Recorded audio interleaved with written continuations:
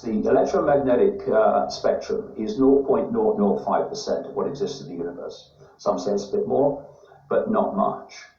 And the visible light, which is the only band of frequency that we can perceive as a reality, is a smear of the 0.005%. And this is the body and the brain focusing our attention on this particular band of frequency. And in that period, which is ridiculously short, we have an experience by that information processing called being human. Now, imagine this, people realized that they are infinite, eternal expressions of consciousness, having a brief experience called human, with a series of labels given to different humans, like white and black and Asian and transgender and gay and straight, and all these labels. What are those labels? They are experiences. That's all they are. Amen. Brief experiences. When we leave the body, these massive number of people now have reported these near-death experiences. When they leave the body, they're not still Bill driving a bus. They're not Ethel on the checkout. They're expansive consciousness, which, as they describe, they can experience past, present, future, all in the same moment, and they undergo this massive expansion of consciousness. Why? Because they've left the body, which is focusing the attention of that consciousness within this narrow band of frequency. Now, if you knew that's what we were, that we're all one, yes, that we're all expressions of each other, we're just different perceptual states of the same consciousness. yes, Having brief experiences with these labels. Try dividing and ruling that. you can't. Very, very difficult. And if there's a few of you and you want to control the many, you have to divide and rule the many and set them at war with each other. Otherwise, the few can't control the many. You have to get the many to acquiesce to you. Otherwise, the few can't control the many. Yes, I tell them. And so what they've had to do is get humanity to self-identify the I with the labels. So you say to someone, who are you? They might say, I'm a white man from Barnsley who used to work in the mines. No, that's what you have experienced. Yes. That's not you. You are the consciousness that had the experience. Yes. Someone might say, I'm a black guy from the southern states of America, and I do this, I do that, and this is my background, this is my life story, this is what I do, this is my job. No. That's what you're experiencing. You, the I, the eternal I, the true I, are the consciousness having that experience, which will move on when that experience is over. Amen. Nightmare for divide and rulers. So what you have to do, you have to get them to self-identify with the label. And once you've got someone saying, I am black, I am white, I am transgender, I am gay, there's nothing wrong with saying those things, as long as we understand that they are not the I, they are the experience. But if you take those labels to be the I, what you are, now you have infinite potential for playing the labels off against each other. And what they've been doing systematically is manipulating people into smaller and smaller minutiae of self-identity. So now we have this long list of letters, LGBT, blah, blah, blah, blah, blah, to describe the fine detail of a minutiae of self-identity. And this has created more and more potential for divide and rule. So now we have feminist activists at war with transgender activists. Yeah. And so as the sense of the I becomes more and more subdivided and subdivided and subdivided, the potential for divide and rule and setting the target population at war with itself becomes infinite. I mean, it's only limited by the number of labels you can come up with. And my goodness me, that list of letters seems to get longer all the time. So when we reach the point where saying all lives matter is considered racist, you know you're in a crazy place.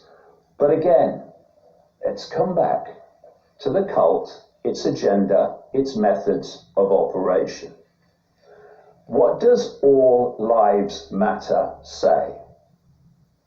It says we are one. Wow. Everyone is equally valid, no matter what the color of your skin, no matter what the nature of your religion, no matter what the nature of your sexuality. We are all different expressions of the same whole. What is that doing? It's bringing people together. Unity. What is the worst nightmare of a global cult seeking to impose its will on humanity? Unity, harmony, coming together. So Black Lives Matter is a division. It says not all lives matter and everyone should be seen as equally valid. It says we are going to focus on one part of that whole. And when you focus on one part of the whole, you start dividing it from another part of the whole. And so we're having this division between a black society and so-called white privilege. And it's fundamentally dividing people. And not only that, you have a situation where this part of the division,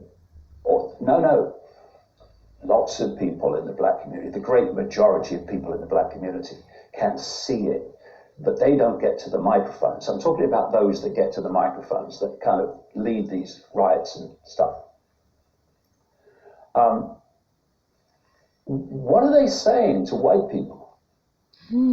That we don't just want you to accept that we are equal to you. We want you to get on your knees. We want you to get on your knees and admit your white privilege. Now, what level of division does that create? And what does it say when people are being demanded to get on their knees? Where does the cult want humanity as a whole? It wants us on our knees. I've got a book I read a few years ago called Human Race, Get Off Your Knees, ironically, rather appropriate today. What's all this about? And when we come to this whole, the great illusion and the one that we are being pressured to accept is that different groups, whether they're black, white, or whatever, can be judged as one whole, as if they're all the same. So you have this group good, can't be criticized. This group bad, say what you bloody like. And what that does, again, coming back to the same theme, is it creates group situations which you can divide and rule. Now, when you come back to what I was saying a few minutes ago, we are all points of attention within the same infinite whole. Well, those different points of attention different perspectives, different states of being, mind, attitudes, they manifest through every single group. They manifest through white people, through black people, through Asian people, through transgender people, through gay people, through straight people, whatever. And if you look at people's individual behavior, irrespective of their color, creed, religion, or background, their individual behavior, what you're then doing is you are looking at people devoid of any input of what color they are, or background they are, or sexuality they are. You're looking at an individual. And when you judge individual behavior rather than group behavior, now the ability to divide and rule is basically finished. Because what you're saying is, and I'll say it as many times as I need to, white people have so many great people, and they have psychopaths, a goodly number of them. Black people have enormous numbers of great people, and they have psychopaths. Asian people have great people, they have psychopaths. Transgender people have great people and psychopaths and narcissistic dividers. Same with every group.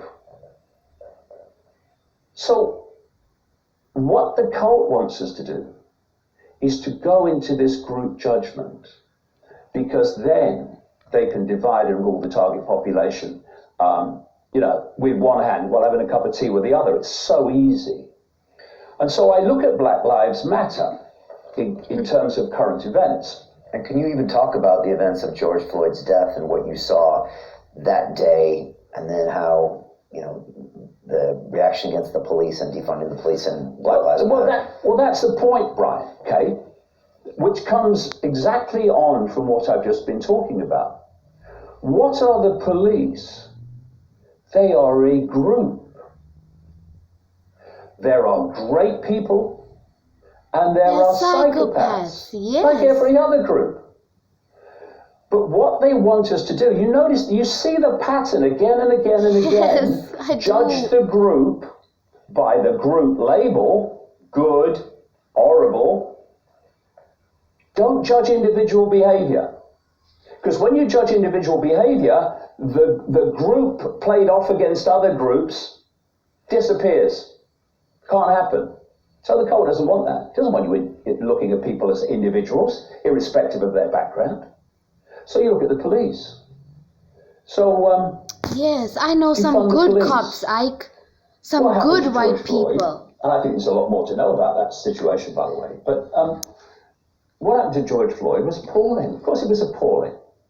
And I've spent decades criticizing the psychopaths in the police, and I've done it over the lockdowns. Narcissistic, power crazy police officers imposing these lockdown rules ludicrously because it gives them power, and obviously little dick syndrome and all that stuff. But there's some great police officers as well. And when people are in trouble and someone's breaking into their house or whatever, who do they call? They call the police. And most of the time the police will come and they'll do their best. But what we're being asked to believe, again, this is this same recurring theme, is to look at the police as one whole. Police, horrible. No. Great people, okay people, psychopaths. And if people cared about making a difference instead of just making a frickin' noise, they would say, okay, we do need reform. Yes, absolutely. But we don't want to get rid of the great police officers who put often their lives at risk day after day in some countries and situations. We want rid of the psychopaths, right? We want rid of those who are biased in terms of race against certain communities. We want rid of them, so we're going to get rid of them. And we're going to change things, so we're going to weed them out. Now that would then make a difference to